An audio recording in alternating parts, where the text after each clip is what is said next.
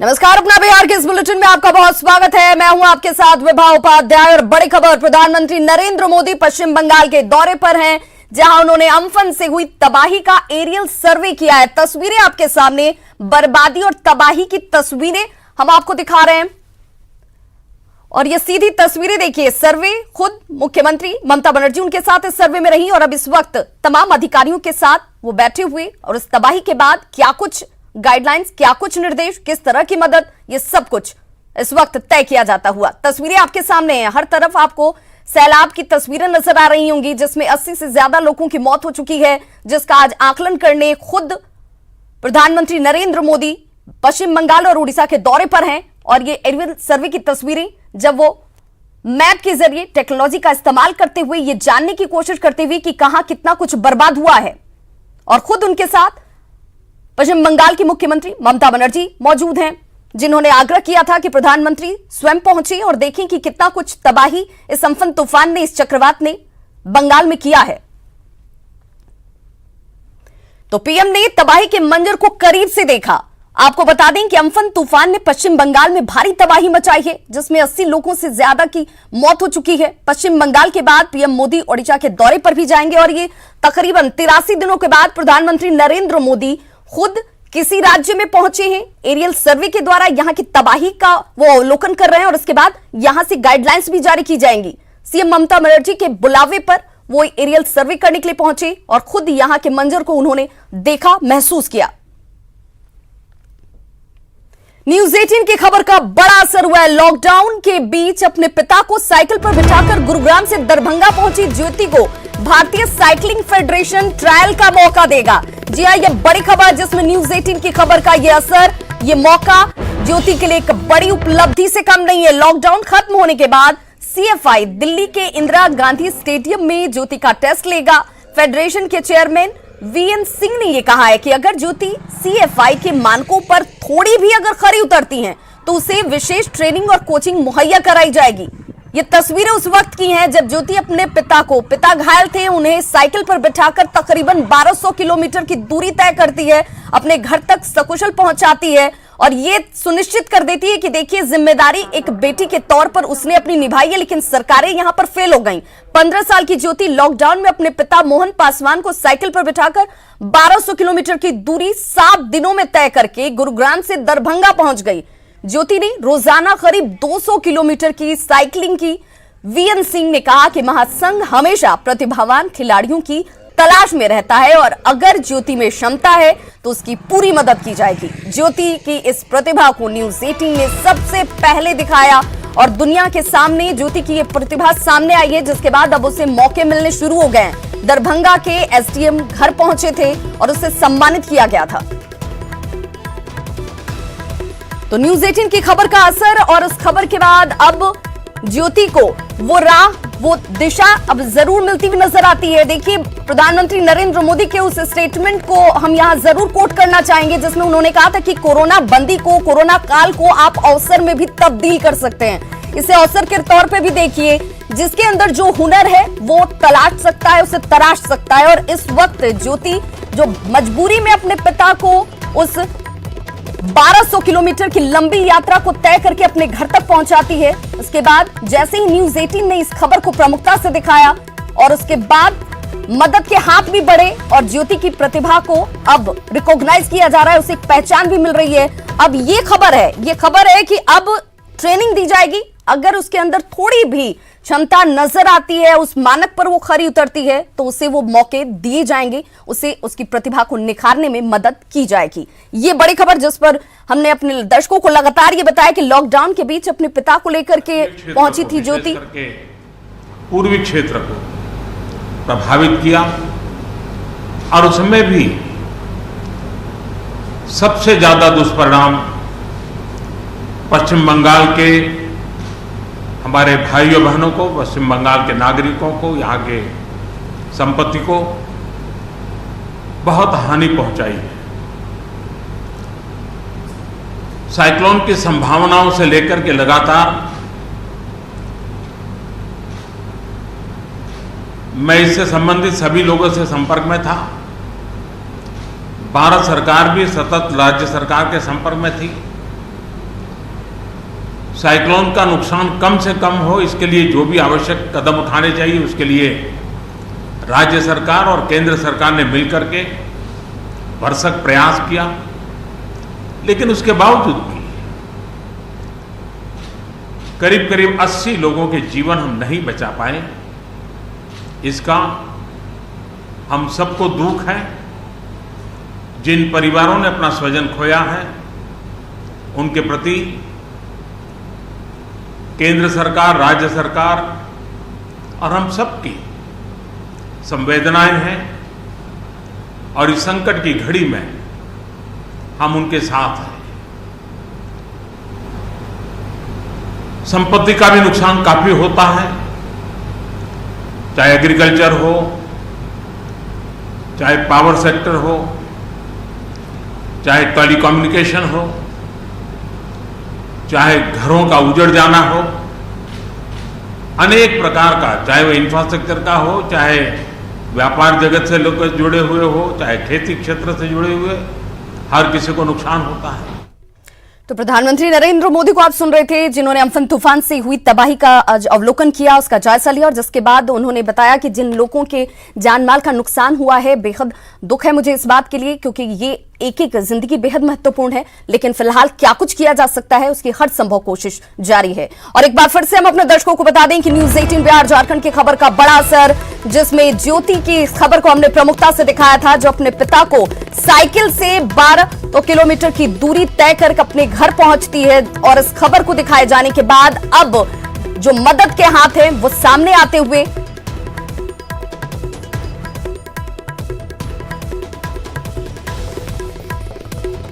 और फिलहाल हमारे साथ साइकिल फेडरेशन ऑफ इंडिया के चेयरमैन ओंकार सिंह जुड़ चुके हैं। बहुत बहुत स्वागत न्यूज 18 बिहार झारखंड पर आपका सर। और मेरा पहला सवाल यही कि क्या सचमुच ये माना जाए कि इस कोरोना काल को अवसर में देखा जा सकता है और यही अवसर इस वक्त ज्योति को आप सब देने जा रहे हैं?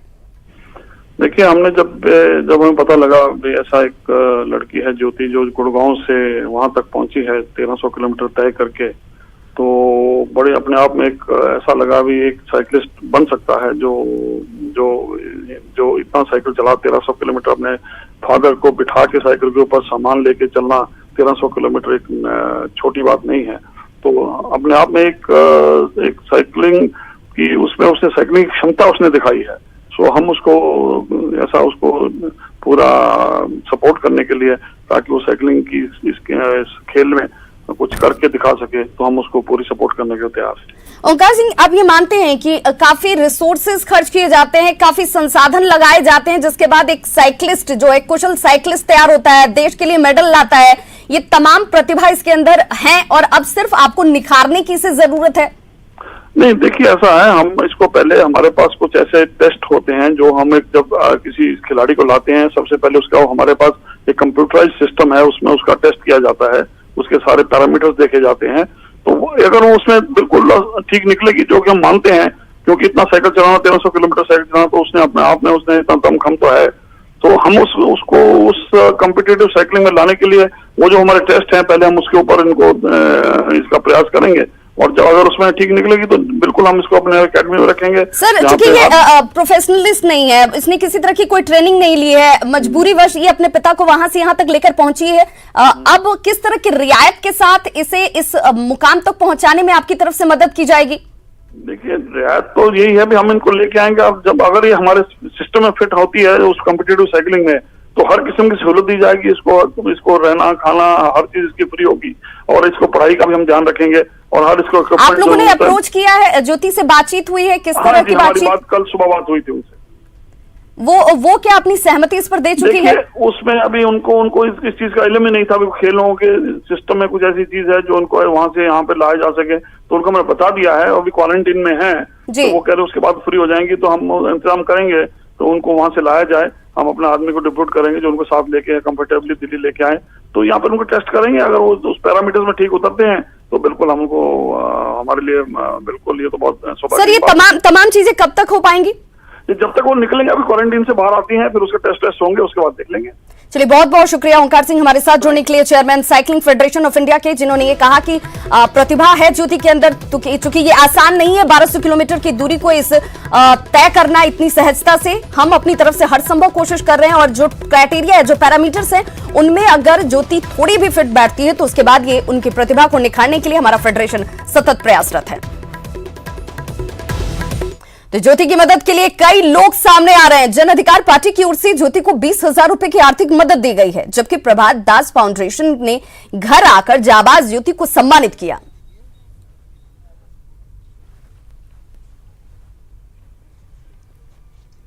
और आपके माध्यम से मैं कहना चाहता हूं कि उन्होंने इस बेटी का नाम बिहार की झांसी की रानी, बिहार की झांसी की रानी का नाम दिया उन्होंने। और ये कहा है कि जब भी वो दिल्ली से आएंगे उनसे आके मिलेंगे।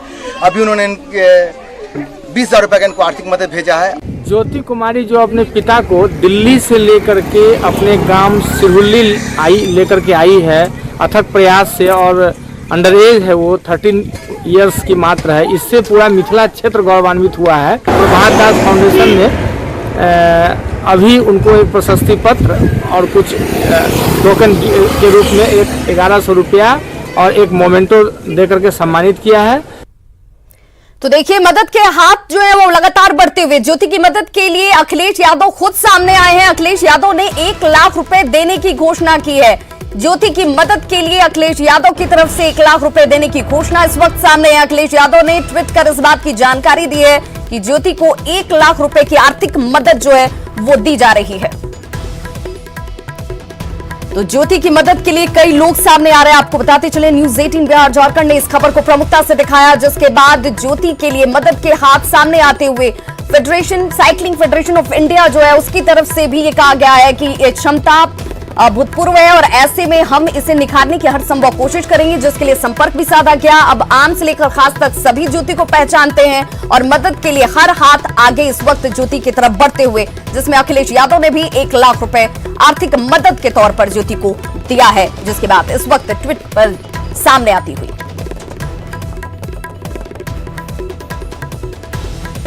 तो दरभंगा की इस बेटी ने दरभंगा का मान भी बढ़ाया है। मजबूरी में अपने पिता को वो अपने घर तक साइकिल से लेकर पहुंची, जिसके बाद देखिए अखिलेश यादव का यह ट्वीट। जिस मासूम को इतनी कम उम्र में इतनी भयावह परिस्थितियों का सामना करना पड़े, उसके जीवन में कुछ सकारात्मक घट सके, इस आशा के साथ हम इस बच्चे के माता पिता तक 1 लाख रुपए की आर्थिक मदद पहुंचाएंगे।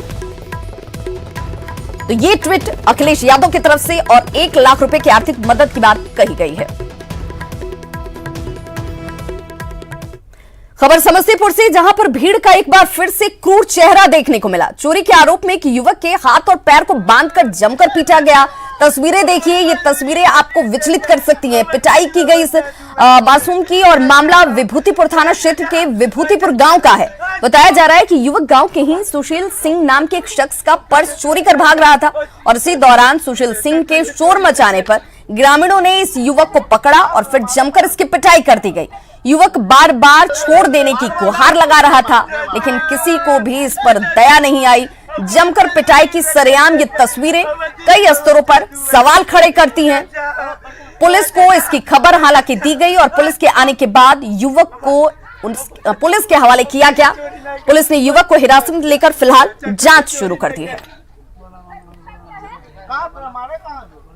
अगली खबर बेगूसराय से, जहां पर दबंग किसान पर दुष्कर्म का आरोप लगाया गया है। महना गांव निवासी 55 साल के अनिल सिंह पर आरोप है कि लड़की के भाई और पिता की हत्या की धमकी देकर उसके साथ दुष्कर्म किया गया। बीते 6 महीने में कई बार दुष्कर्म उसके साथ किया गया है। लड़की 3 महीने से गर्भवती है। पीड़ित परिवार ने महिला थाने में आरोपी के खिलाफ मामला दर्ज करा दिया है। हालांकि अभी तक आरोपी गिरफ्त से बाहर है। आया है मटिहानी थाना अंतर्गत का है, उसमें दुष्कर्म का मामला है और लड़की जो है रिफाइनरी थाना अंतर्गत का आरोपी है। उस पे वो विगत 6 महीने से उसके साथ बलात्कार करता आ रहा है। उसी के संबंध में थाने में आवेदन दी है। आवेदन अभी प्राप्त हुआ है और इस पे अग्रिम कार्रवाई FIR दर्ज करके की जा रही है। बड़ी खबर महाराष्ट्र के पुणे से, जहां पर गोंड इलाके के कुरकुंभ MIDC इलाके में स्थित एक केमिकल फैक्ट्री में बड़ा धमाका हुआ है। धुएं का गुबार आप साफ देख सकते हैं इन तस्वीरों में। 5 किलोमीटर तक इस की आवाज को सुना जा सकता था। धमाके की आवाज के बाद लोगों में दहशत फैल गई। धमाके के बाद लगी आग ने फैक्ट्री के एक हिस्से को पूरी तरह से अपनी चपेट में ले लिया। फायर ब्रिगेड के मुताबिक आग कुसुम डिस्टिलेशंस एंड रिफाइनरी नाम की एक कंपनी में लगी है। दमकल की गाड़ियां फिलहाल मौके पर पहुंची हुई हैं और आग को बुझाने की कोशिश की जा रही है। फिलहाल किसी के हताहत होने की कोई जानकारी सामने नहीं है। धमाके के समय फैक्ट्री में कितने लोग मौजूद थे, ये भी अब तक साफ नहीं हुआ है। सीतामढ़ी में क्वारंटीन सेंटर पर रह रहे लोगों ने आज जमकर हंगामा किया। यहां के श्री राधाकृष्ण गोयनका कॉलेज और श्री लक्ष्मी कॉलेज में रह रहे लोगों ने खाने के नाम पर गुंडागर्दी की। लोगों का आरोप था कि उन्हें सिर्फ नाश्ता मिलता है और खाने के नाम पर बासी खाना परोसा जाता है। हंगामा करते हुए लोग सड़क पर निकल आए और नाश्ते को बिखेर दिया गया। इतना ही नहीं, सड़क को जाम किया गया। इस दौरान सब्जी बेच रहे ठेले को भी इन लोगों ने पलट दिया। हंगामे के बाद अफरा तफरी का माहौल हो गया। सड़क के किनारे गाड़ियों की लंबी कतारें लगी। बाद में पुलिस मौके पर पहुंचती है और हंगामे को शांत कराने के वक्त भी पुलिस इनके सामने बेबस नजर आई। खाना सही से नहीं मिलता है आप लोग? नहीं, नाश्ता लंच कुछ भी नहीं किया। कुछ नहीं किए। आज से ये परेशान है, वादा किया रात में खाना खिलाया, आज भी नहीं मिला। 4 दिन से चाहिए हम दिक्कत में बात है। 4 दिन से खाना दाना भी नहीं मिलता है हम लोग को। भूखे मार रहा है, सुनते हैं कहते प्रशासन को दुकान आए होगा। और इन तस्वीरों को देखने के बाद न्यूज 18 के सवाल हैं, खाने की समस्या पर क्या खाना फेंक देना किसी तरह का समाधान है क्या? ये सवाल इसलिए क्योंकि इन लोगों ने हंगामा किया और खाने को फेंक दिया। तस्वीरें देखिए आपके सामने, जो खुद ब खुद ये बता रही हैं कि ये सिर्फ और सिर्फ गुंडागर्दी है। ऐसी नासमझी से क्या समस्या का समाधान हो जाएगा? क्या समस्या खत्म हो जाएगी? सब्जी वाले का ठेला गिरा देना कौन सी समझदारी है? खतरनाक कोरोना वायरस से सोशल डिस्टेंसिंग और मास्क, सैनिटाइजर जैसे सुरक्षात्मक उपाय भी बचा सकते हैं। अगर ये सुरक्षात्मक उपाय आप करते हैं तो आप उससे बच सकते हैं, लेकिन इसके बाद भी लोग इसका पालन नहीं कर रहे। सहरसा में जनधन खाता खुलवाने के लिए बड़ी संख्या में लोग डाकघर पहुंच गए। तस्वीरें देखिए, ये तस्वीरें डाकघर में खाता खुलवाने के लिए कतारों में लोगों के खड़े होने का हुजूम आपको नजर आ रहा होगा। कैसे लोग एक दूसरे से सटकर खड़े हैं। कोरोना बंदी, और इस कोरोना बंदी में सोशल डिस्टेंसिंग से इसे मात दिया जा सकता है, लेकिन उसके खुलेआम धज्जियां उड़ाई जाती हुई कैसे लोग एक दूसरे से सटकर खड़े हैं। कोई भी शख्स सोशल डिस्टेंसिंग का पालन नहीं कर रहा।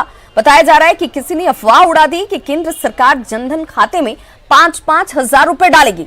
इसी अफवाह के बाद मुख्य डाकघर में खाता खुलवाने के लिए आज भारी भीड़ इकट्ठा हो गई।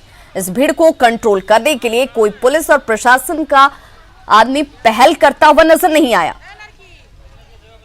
लोग दिक्कत में है।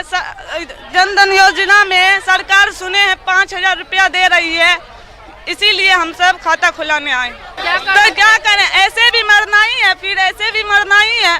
कष्ट तो बहुत हो रहा है सर, फिर भी सरकार ऑर्डर किए हैं तो आना तो पड़ेगा ही खाता खुलाने के लिए सर। तो जो अफवाहें हैं वो आपकी परिस्थितियों को किस तरीके से असमंजस में डाल देती हैं, किस तरह की लापरवाही आपकी जान पर भारी पड़ सकती है, इसको जरूर ख्याल में रखें। ये हाल सिर्फ सहरसा का ही नहीं है। कल कुछ इसी तरह की तस्वीर भागलपुर से भी सामने आई थी, जहां डाकघर के बाहर भारी भीड़ इकट्ठा हो गई। लेकिन न्यूज 18 आपसे अपील करता है कि किसी तरह की अफवाहों पर आप ध्यान न दें। सोशल डिस्टेंसिंग कर आप अपनी और अपने परिवार की सुरक्षा खुद सुनिश्चित कर सकते हैं। और अब न्यूज 18 के कुछ सवाल हैं। ये सवाल इसलिए क्योंकि ये जरूरी है। कौन फैला रहा है इस तरह की अफवाहें जिसके बाद हालात बेकाबू होते हुए नजर आते हैं? सरकार क्यों नहीं कर रही ऐसे लोगों पर, अफवाह फैलाने वालों पर कार्रवाई, ताकि इसे रोका जा सके? डाकघर के पास पुलिस क्यों नहीं तैनात थी? भीड़ इकट्ठा होने से क्यों नहीं रोका गया? वक्त रहते इसे रोका जा सकता था, क्योंकि अचानक ये भीड़ यहां इकट्ठा नहीं हुई होगी। भीड़ से संक्रमण फैला तो आखिर इसके लिए जिम्मेदार कौन होगा? लोग क्यों जान को जोखिम में डाल रहे हैं? और अफवाहों के लिए जिम्मेदार लोगों की जिम्मेदारी तय होनी चाहिए। मुख्यमंत्री नीतीश कुमार आज वीडियो कॉन्फ्रेंसिंग के जरिए क्वारंटीन सेंटरों की समीक्षा कर रहे हैं। सीएम वीडियो कॉन्फ्रेंसिंग के जरिए राज्य के 10 जिलों में बने प्रखंड स्तर के क्वारंटीन सेंटर की सुविधाओं को खुद देख रहे हैं। ये जानने की कोशिश कर रहे हैं कि सरकार ने जो सुविधाएं पहुंचाने के निर्देश दिए हैं वो इन क्वारंटीन सेंटर में हैं या नहीं। मुख्यमंत्री आवास के बाहर से इस पूरी समीक्षा बैठक की जानकारी दे रहे हैं। संवाददाता रवि एस नारायण। इन सेंटरों में रह रहे प्रवासी मजदूरों की मिल रही सुविधाओं और वहां की व्यवस्थाओं पर कई सवाल खड़े होते रहे हैं। मजदूरों की तरफ से कई वीडियो जारी किए गए हैं, वहीं प्रतिपक्ष के नेता के द्वारा भी कई सवाल खड़े किए गए हैं। उसे लेकर के मुख्यमंत्री नीतीश कुमार ने संज्ञान लिया है और अभी खुद उसकी जो है समीक्षा बैठक कर रहे हैं। मुख्यमंत्री नीतीश कुमार वीडियो कॉन्फ्रेंसिंग के जरिए खुद क्वारंटीन सेंटरों से जुड़े हैं। आपको बता दूं कि लगभग 10 जिलों के जो क्वारंटीन सेंटर है वहां से वो जुड़े हुए हैं। पूर्णिया है, पूर्वी चंपारण है, पश्चिमी चंपारण है, बेगूसराय, गया, रोहतास, मधुबनी, दरभंगा, सीतामढ़ी और शिवहर जिले में जो क्वारंटीन सेंटर बने हुए हैं उसे वीडियो कॉन्फ्रेंसिंग के जरिए खुद वहां की व्यवस्थाओं को देख रहे हैं। हर जिले में 2 प्रखंड स्तर पर बने हुए जो क्वारंटीन सेंटर हैं वहां पे कौन कौन सी व्यवस्थाएं हैं, कैसी व्यवस्थाएं हैं, जिला अधिकारी खुद उससे जुड़े हुए हैं और मुख्यमंत्री यहां से सारे बातों की समीक्षा कर रहे हैं। कोशिश इस बात की है मुख्यमंत्री की कि जो यहाँ सुविधाएं दी जा रही हैं राज्य सरकार की तरफ से वहाँ पे पहुँचाई जा रही हैं, आखिर बावजूद उसके सवाल क्यों खड़े हो रहे हैं। कैमरा पर्सन आशीष के साथ रवि एस नारायण, न्यूज़ 18 पटना। तो मुख्यमंत्री नीतीश कुमार जिन क्वारंटीन सेंटर की समीक्षा कर रहे हैं उनमें बगहा के लक्ष्मीपुर क्वारंटीन सेंटर भी शामिल है, जहां सूरत से आए प्रवासी मजदूर रह रहे हैं। सिम की समीक्षा बैठक को लेकर डीडीसी, एसडीएम और बगहा के एसपी सहित तमाम अधिकारी केंद्र पर मौजूद हैं। क्वारंटीन सेंटर का जायजा लिया न्यूज़ 18 संवाददाता मुन्ना राज ने। क्वारंटाइन सेंटरों पर लगातार मिल रही शिकायतों के बीच सीएम वीडियो कॉन्फ्रेंसिंग कर रहे हैं और वीडियो कॉन्फ्रेंसिंग के जरिए क्वारंटाइन केंद्रों पर जो प्रवासी मजदूरों को सुविधाएं दी जा रही है उसका जायजा ले रहे हैं। आप देख सकते हैं वाल्मीकि नगर इलाका का राजकीय मध्य विद्यालय लक्ष्मीपुर है, जिसको आदर्श क्वारंटाइन सेंटर बनाया गया है और यहाँ पे प्रवासी मजदूर रखे गए हैं। उनमें किस तरह की सुविधाएं दी रही है, अधिकारियों की पूरी टीम यहाँ कैंप कर रही है और वीडियो कॉन्फ्रेंसिंग के माध्यम से सीएम खुद इन सुविधाओं का जायजा ले रहे हैं। किस तरह की सुविधाएं क्वारंटाइन सेंटर पर प्रवासी मजदूरों को दिया जा रहा है। तो इसके बाद अब कयास लगाया जा रहा है कि जो लगातार शिकायतें मिल रही थी क्वारंटाइन सेंटर पर सुविधाओं को लेकर उसमें थोड़ा सुधार होगा। मुन्ना राज, न्यूज़ 18 वाल्मीकि नगर। तो न्यूज़ 18 की आपसे अपील है कि किसी भी तरह की अफवाह पर ध्यान ना दें, घर में रहें, सुरक्षित रहें और सोशल डिस्टेंसिंग का पालन जरूर करें।